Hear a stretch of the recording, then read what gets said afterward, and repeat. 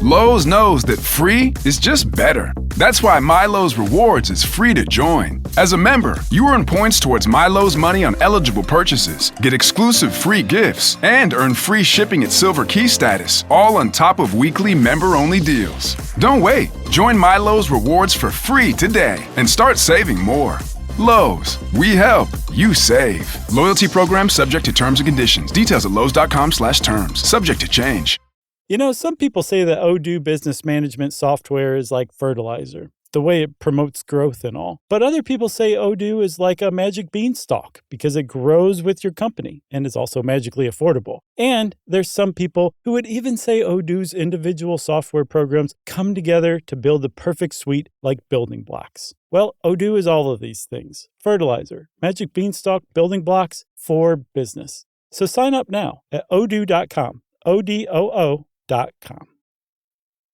Yes, he is. He falls in love with her when he thinks she's a guy.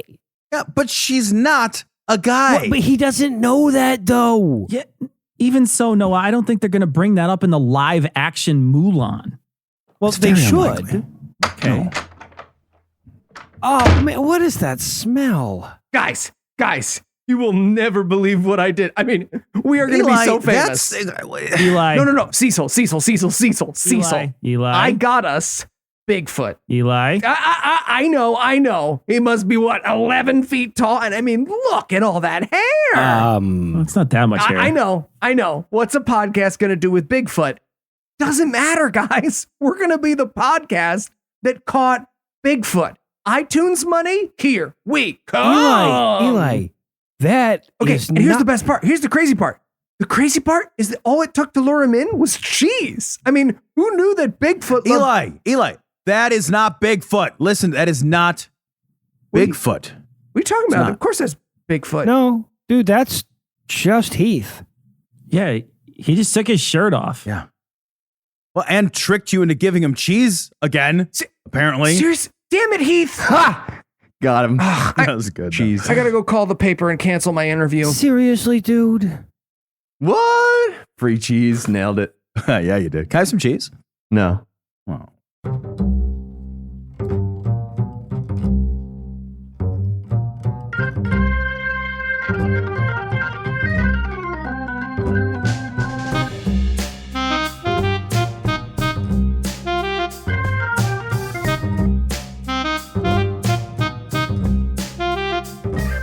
Hello and welcome to Citation Needed, a podcast where we choose a subject, read a single article about it on Wikipedia, and pretend we're experts. Because this is the internet, and that's how it works now.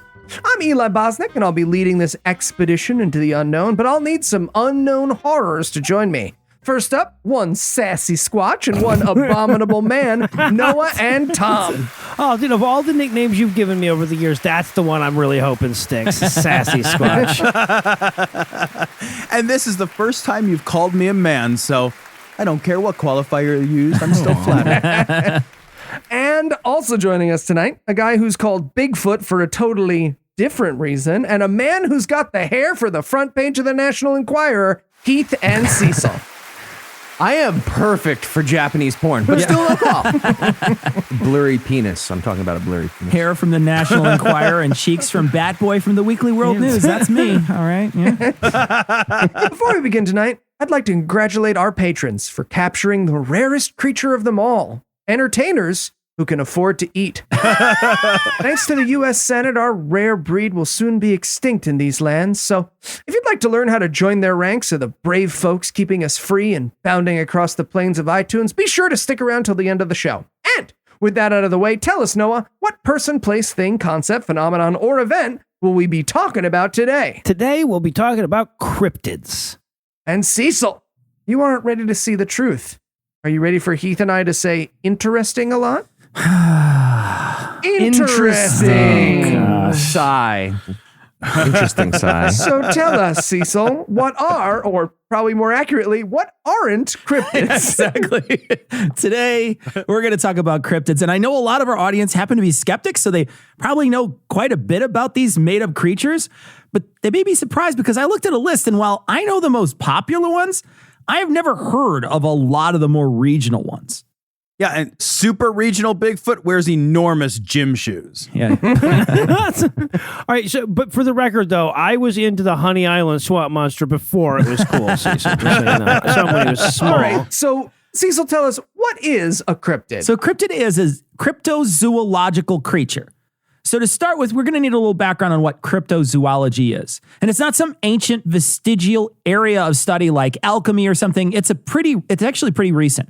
It started in 1955 with two zoologists, Ivan Sanderson and Ben Hellevamans? I don't know. Hellevamans? The mayonnaise guy? I don't know. I don't know. They published a book called On Track of Unknown Animals, which was about what kind of animals might exist. Here's a quote from Wikipedia. Quote, the author then discusses evidence for mystery animals from all over the world, including the Mokle, Mimbe, I don't know if I said that right, sea serpents, and the Yeti. With an extensive bibliography, he begins by complaining that, quote, the press has made such a laughingstock of the Loch Ness Monster that no scientific commission has ever dared tackle the problem, end quote. Well, except for the Academy of Applied Science, Operation Deep Scan, sonar engineers hired by the BBC, the University of Otago, the University of Hull, and the University of Copenhagen. That was 5 seconds on Google I spent to find out, who's part of the conspiracy. Right, Yeah, right, yeah. And while this field does actually spring from two actual scientists, it immediately gets taken over by the credulous and the profiteering. I mean, biologists do reveal brand new species all the time. The thing is that those species mostly fit in what we think exists or what already exists. Cryptozoological creatures, or cryptids, are the creatures of folklore and legend. They also just accept eyewitness testimony and other anecdotal evidence, which makes them about as reliable as storied sexual exploits of an 8th grader at band camp. It also turns out there's another bullshit tributary tied to cryptozoology, young Earth creationism. Young Earth creationism is the idea that the Flintstones were real, that everything got winked into existence 6,000 years ago by God. If I can get one of those giant rib roasts, though, that's fucking worth it. Like, I'm converting. I'm just saying, if I get the rib roast the size of my car, I might have. They don't all agree on the time frame. Some think it's a little longer than 10,000 years because the Bible doesn't come right out and say the exact date, and math is hard. So. Well, and for what it's worth, by the way, the 10,000-year people will scoff at the 6,000-year-old young Earth people with right, you. yeah. It's amazing. Read a book that we both claim to have read. But since everything is all created at once, that means that all the things we have fossilized bones for existed all at the same time.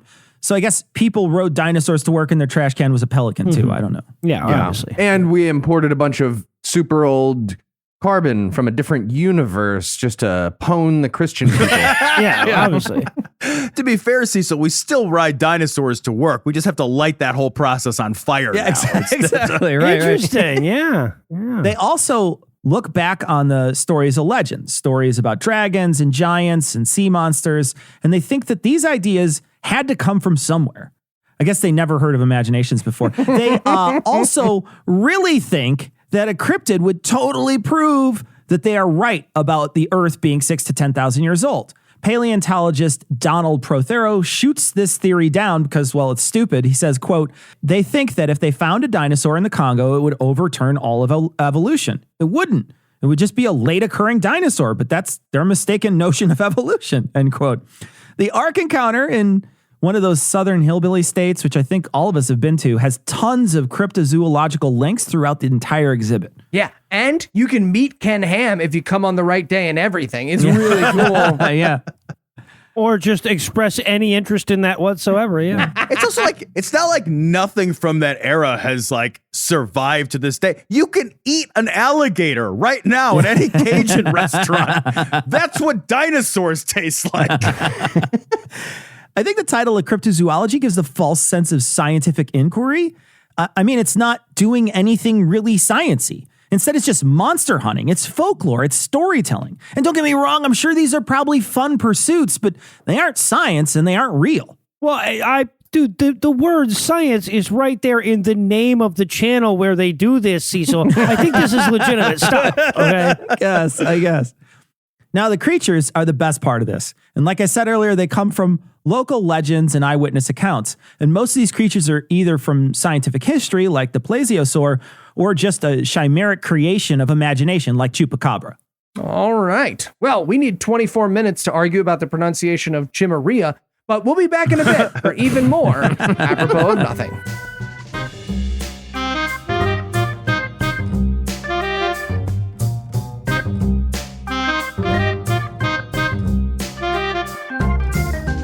All right, everyone, I hereby call to order the annual meeting of Cryptids Anonymous. I am the Goat Man, for those who don't know me. Also, if you're new, please grab a name tag from the donut table at the back. So, any new business? Yes, Sasquatch. I'm not Sasquatch. I'm the abominable snowman. Sorry, I thought it was the same thing. So, Wow. Racist much? Yeah. And my cousin is a goat farmer. You those goats, huh? okay, relax, guys. Honest mistake. Okay, whatever. Made a mistake. Just want to voice again that the shoe cubbies are too small. That's all I want to say. Yes, heard and Too small. acknowledged. Same as last year, same as always. Yes, Chupacabra. Yeah, I was wondering if we could consider more bilingual signage at the meetings. I mean, I don't write Spanish. I'm a goat man. I don't know how to do that. saying. Noted. Yes, Miss. Yes, you at the back. Yes, I'm just wondering, why aren't we taking more advantage of social media? I mean, why are all the pictures of us on analog cameras? I think we have the opportunity to go viral here. Oh, that's a good idea. That's a great idea. I'm sorry, you must be new here. Who are you exactly? I'm a Republican atheist.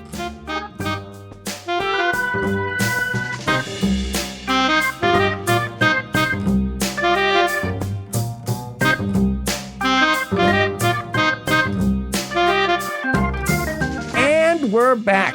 When we left off, Cecil was waist deep in denial, searching for the exotic African excuse moose. What? Oh. What the fuck did I write? What is, who lets him write? I haven't What slept were you in 3 trying months. for? Cecil, tell us about some my cryptoids or whatever. Cryptoids. Okay, let's start, and we'll look at the Jersey Devil. PSENG? That's the power company here, and it's fucking crushing in Jersey. People who are listening to this in Jersey, loving that. Famous, just like the boss in New Jersey. Yep. So this thing looks like it has a goat body with a horse head and bat wings. It's kind of like a goat T-Rex. It stands on 2 legs and has 2 little tiny arms in the end that end in hooves. So not terribly useful, I suspect. And quote, it has been reported to move quickly and is often described as emitting a high-pitched, blood-curdling scream, end quote. Yeah, that's Snooki without makeup. What, Yeah. big deal. Yeah. It'd be the least startling moving thing I'd ever seen in New Jersey, but that's still pretty fucked up. The folklore here is that a woman in the 1700s named Jane Leeds has 12 kids, and she gets knocked up a 13th time. She, quote, cursed the child in frustration, crying that the child would be the devil, end quote. And so she shit out a regular kid, and then it turned into a low-rent Pegasus, and then, quote, growling and screaming, it beat everyone with its tail before flying up the chimney and heading into the pines, end quote. Yeah, as the parent of a newborn, I only wish the worst thing my kid did was slap me with his tail and then fly into the pines. One of my favorite stories here is that one of the areas patrolled by the devil, there was also a cannonball factory there. And so a cannonball inspector, which is a job, I guess. Yep, at one round. point. What? It's fucking amazing. All right. Is it also metal? It's round and metal? It's All right, solid. launch. All right, there we go. This guy's name's Commodore Stefan Decatur.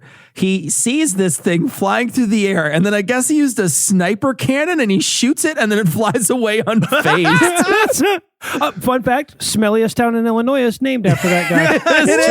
It is true. Because Gary is technically in Indiana. So yeah, you're right. This creature is blamed for any kind of animal mutilation or chicken theft throughout history since then. See, so I got to tell you, man, I'm having a little hard time with that cannon story, to be honest.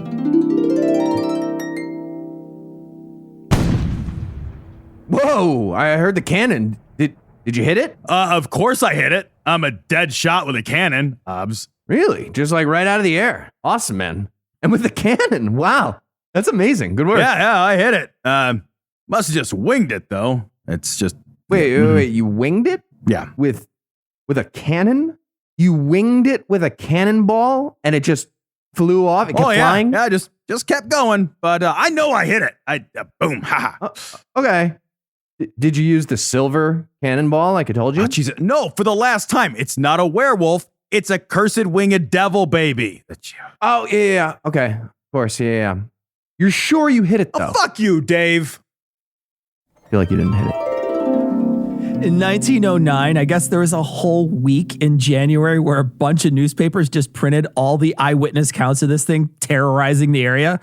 It chewed on a trolley car. What? It Why? was shot at by the police with no effect. It went into the woods and left footprints. People were so shook up by it, they closed the schools and told the workers to stay home. Okay, tell Trump administration that COVID has T-Rex arms. Thank you, Cecil. This is good. This is good stuff. So groups of people formed into hunting parties and vigilante groups, and the Philly Zoo offered $10,000 reward for it. Quote, the offer prompted a variety of hoaxes, including a kangaroo equipped with artificial claws and bat wings. End quote. That sounds awesome. Amazing. They show up and the zoo guy's like, dude, you obviously stole that kangaroo from us. We're missing a kangaroo. We know that. Also, somebody cut the wings off one of our bats. I feel like it's just so obviously you stealing from us. So shifting gears here, another unique creature is the Mothman of Virginia, which is supposedly just a man with wings and red glowing eyes, and he does flybys of people to spook them, and then he just disappears. He's first sighted in 1966. Not that impactful. Yeah. He's first sighted in 1966 when two guys digging a grave said a brown human being with wings flew near the tops of trees. Sorry, did you say you guys were digging a grave in the woods? What I said was must have been 8 feet tall with bug eyes and a tail. That's the part Yeah, to pay but still, attention let's to. rewind. Not the grave. I feel like we're losing focus. Focus. Yeah. Several other reports say that his eyes glow like bicycle reflectors. A year after his first sighting, there was a bridge that collapsed in the area, and they tied the cause of it to the legend of the Mothman. What? So the cops gave a press conference. They were like, all right, we investigated the collapse. We're pretty sure there was a guy playing with his bomb collection under the bridge. And then a winged prankster, probably moth-based, flew near the guy and startled him, and, explosion. So there are tons of Loch Ness Monster type creatures. It turns out that a lot of these span culture and geographic locations. They supposedly inhabit lakes and other bodies of water all over the world. There are stories from Georgia, Utah, Lake Erie, Russia, Pacific Coast, Lake Champlain, Chesapeake Bay, Japan, Iceland, Canada, Norway, and of course, Scotland. This creature pretty much looks the same. It's basically described as a large creature with humps on its back. Its head is about the size of a sheep's head, and it's often seen surfacing with a long neck coming out of the water. Yeah, if you see one of those and then you squint your eyes, you can kind of make it look like waves breaking, but that's stupid. Obviously, dinosaurs. It's just don't squint at it. It's not. Right. Yeah. This has And what has a head the size of a sheep's head? Oh, a sheep. Right. Okay. There are animals that have that. This is a lot of people saying it's actually a plesiosaur whose genetic line has survived while every other dinosaur has died out. And I mean, the dinosaur theory would require a breeding population of these creatures and their ability to travel throughout the world to all these different locations. Just Noah going through airport security next to a dinosaur. Noah gets randomly screamed. Come on, seriously? Look at the neck. Not to mention, a plesiosaur would be cold-blooded and they wouldn't be able to survive in these cold water lakes that they find them in. Also, the neck of the plesiosaur would not actually be able to lift out of the water, and it breathes air, so it'd have to surface several times a day. Which is why people keep getting pictures of it. Exactly. Check bait, Cecil. Check bait. None of the sightings are really well documented, and there's never any real evidence. It's probably someone mistaking a real animal that they catch a glimpse of as a mythical creature. Take, for example, the sea creature from the Pacific coast called Caddy. It's been mistaken by the police as a sea lion. Fishermen mistook it for a giant oarfish or the pipefish, which is hilarious considering the size of these two fish. The giant oarfish is 26 feet long. The pipefish is only 6 to 8 inches long. I like that the job of the person who mistakes it is it determines what they mistake it for. Right. It's also photographed after someone fished a carcass out of the water, claiming it was Caddy, and it's actually a decomposing basking shark. Guys, is that a secret prehistoric sea moose? No. No. Okay. It's any other fish. That's true, That's the extent of this legend. That's true, man. So I'm not going to talk about Nessie, the most famous aquatic cryptid, because it could easily be its own essay and topic one day. But I want to say that there have been a lot of expeditions for this particular creature, and no proof has ever been produced. That iconic photo that they show time and time again depicting the creature sticking its head out of the water is faked, and the people who took it said it was faked. But that won't stop Unsolved Mysteries or whatever from using the damn thing with ominous music. Same way I send my nudes. Just As part of a music video? With Robert Stack introducing them. Another aquatic cryptid is the bunyip. These are from Australia, and they sound like they're seals. They say they look like sea dogs. They're 4 to 6 feet long, and, quote, according to reports, these bunyips have round heads resembling a bulldog, prominent ears, no tail, and whiskers like a seal or otter, end quote. And the illustration of this thing doesn't look like that at all. It looks like a Bugs Bunny alien. Yeah, but this is Australia. I think someone just lost their baby to a dingo and didn't want to be stereotypical about it, so they made up a water chomp, you know. Water chomp. Not calling bullshit on this whole thing, Cecil. Bulldogs are in a desperate struggle to survive hour by hour. That is with massive human intervention just to exist. There's no way anything bulldog-shaped could survive on its own, much less in Australia. Is that a bunyip with a CPAP? Well, and speaking of Australia, what kind of crazy fuck is surrounded by the Tolkien-esque fauna of Australia and starts making shit up? Right? So there's a similar creature in Ireland called a Dobar Chew. I don't know. Dobar Chew, don't you know? That's what it's called. It's called the Dobar Chew. That's exactly what it's called. I think The it killed Dobar it. Chew. Yes. It's a giant otter that kills people. Here's an account of a woman getting murdered by it on Wikipedia. Quote, her husband supposedly heard a scream as she was washing clothes down by Glenade Loch, and he came to her aid. And when he got there, she was already dead, but the Dobar Chew was already was upon her bloody body and mutilated her body. And the man who killed the Dobar Chew, stabbing it in the heart. Okay, the thing And as might it- not be Irish. it's It could be like a different. The thing is a different. It may not pronounce it like that. Heath, what race do you think the Dobar Chew is? Yeah. I don't. It's not that I'm saying it's another. I'm saying it might. It's not. Cecil, you were saying? Stabbing it in the heart, and as it died, it made a whistling noise, and then its mate like you rose do. from the loch. Did it fly around the room? Is that a whistle? Did somebody kill my wife? What? Its mate chased the man, but after a long and bloody battle, it was killed as well, and that's the end of the story. And then this is also, by the way, it's also accompanied by references to a spear fight because it happened in the 1600s. Jesus Christ. Heath, your cultural history is so rich and wonderful. All your you. folklore ends with, and then I kicked its ass. Yeah, exactly. The Irish have historically been kicking ass against all their neighbors and never being oppressed ever. This is just a guy who killed his wife who was like, all right, I got to blame it on something Yes, else. uh-huh.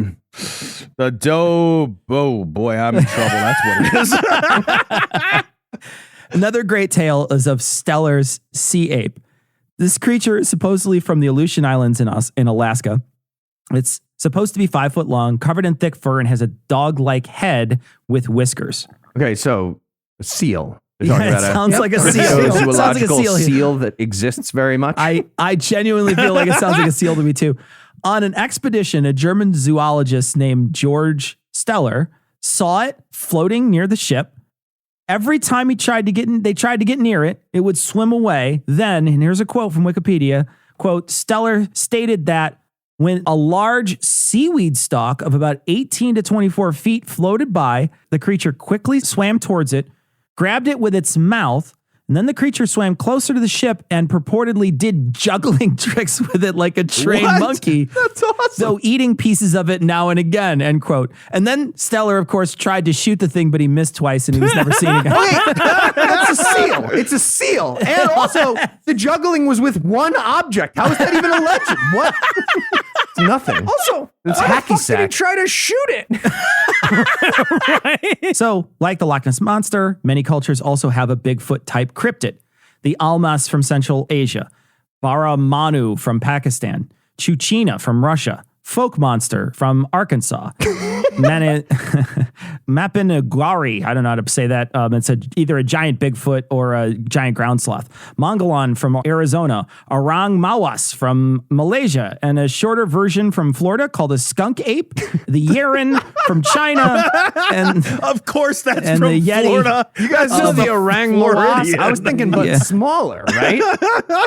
the Yeti or the abominable snowman's also from Tibet. Okay, too. well, so of all those places, Florida's the only one I've ever been to, and I can confirm a short dude best described as the skunk ape. So that stuff might be in the wrong wiki. Marco Rubio. I don't. Yeah. all these creatures are basically missing link type humanoids. No, yeah, that's the guy. They're also much larger than average humans. They're about 7 feet tall. They often flee when approached or filmed. They're covered with hair. They live in the deep wilderness of the area, which can be any terrain, really. It ranges. And on occasion, we'll get a blurry photo or someone obviously in an ape costume blurrily walking into the woods, and people fall all over themselves declaring it proof. Okay. It just seems like some of the non-secret animals would know about the blur technology if the blur technology is out there. I'm not going to go into Bigfoot because I figure it could be its own episode. But this is one of those amazing human phenomenon where people will outright tell you that they hoaxed everyone, and people still believe the supernatural version of this story. Yeah, no, we're just lucky there isn't a church of Bigfoot at this point. There probably is.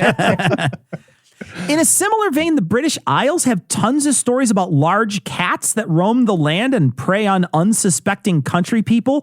Some of these stories, like the Beast of Bowden Moor, are blamed on a big cat or several big cats escaping a private Joe Exotic-like zoo.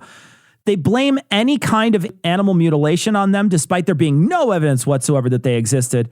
A large skull of a feline was found in the woods in Cornwall, and they turned the skull over to the scientists, and the scientists did determine that in fact it was a leopard skull.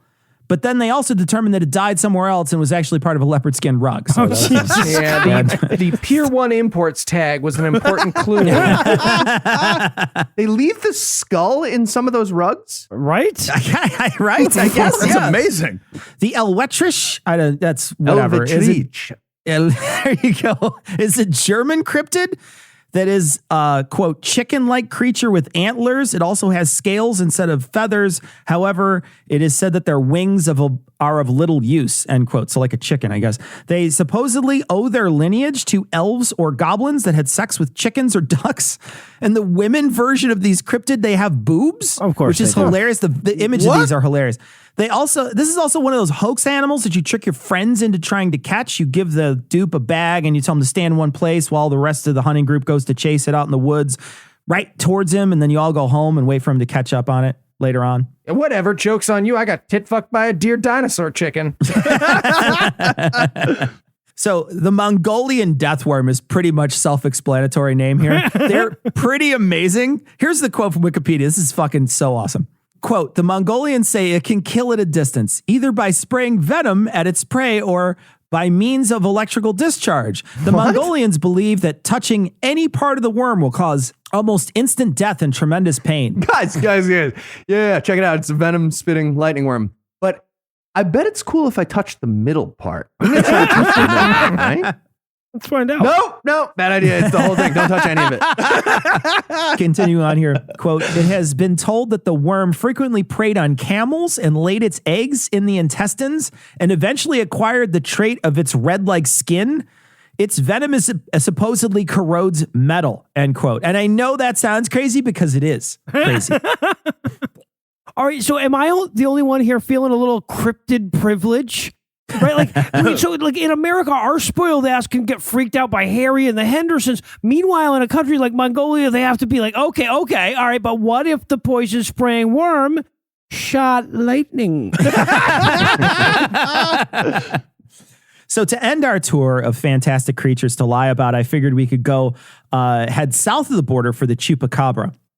This name literally translates to goat sucker, and they supposedly look like a lizard man with sharp quills running down their back. They're short, only about 3 to 4 feet tall, and they hop like a kangaroo.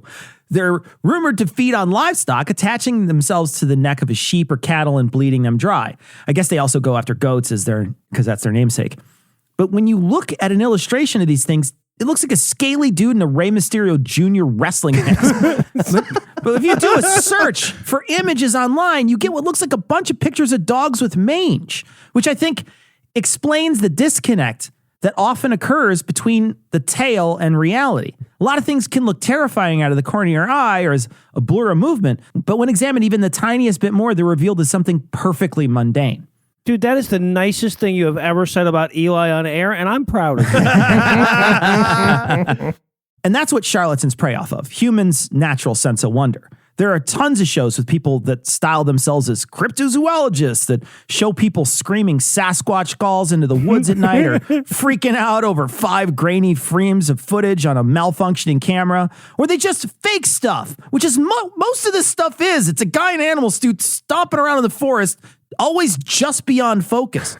I think of all the pseudoscience out there, that this may be one of the least dangerous, but like all pseudosciences, it teaches us bad methods of understanding the world that we use for other really important things like understanding disasters or medicine. Yeah, right. Good point. And if you had to summarize what you learned in one sentence, Cecil, what would it be?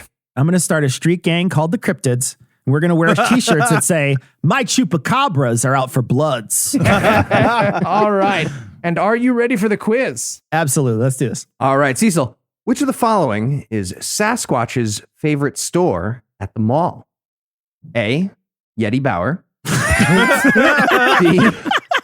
Bigfoot Locker. C, Blurbin Outfitters. Or D, Yankee Candle. That's just a good store. Smells lovely in there. He likes the smell. They're all so good. I'm gonna go. I gotta go with my gut. Yeti Bauer is what I'm going. That with. is correct. Yeti He Bauer. likes a nice pair of pleated chinos. All right, Cecil.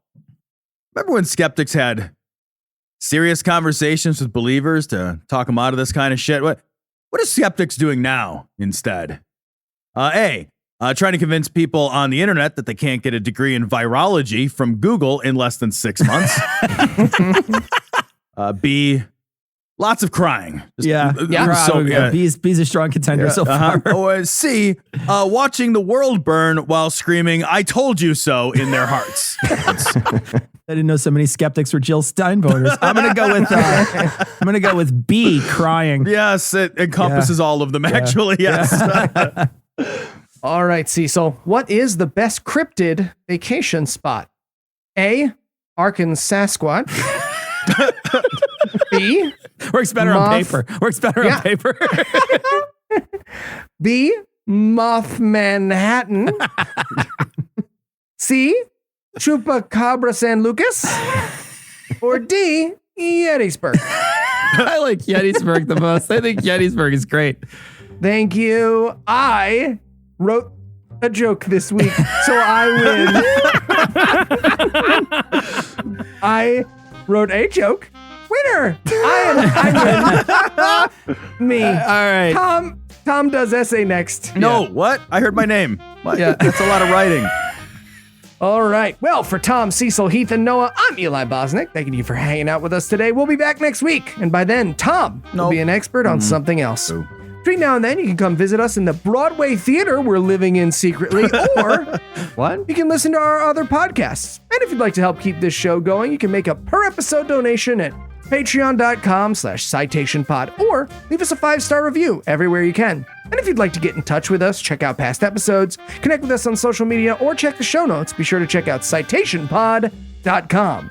And remember, the dumbest cryptid to believe in is God.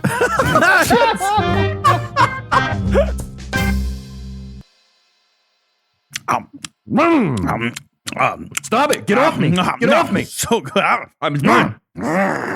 All right, Noah, Cecil, with you. you will never guess what I found. Was it 2 Bigfoots? Yeah? It's Heath and Tom, dude. That's who it is. You guys are narcs. hate you guys. Damn it! You guys really love cheese, though, man. Fuck, do you have any cheese?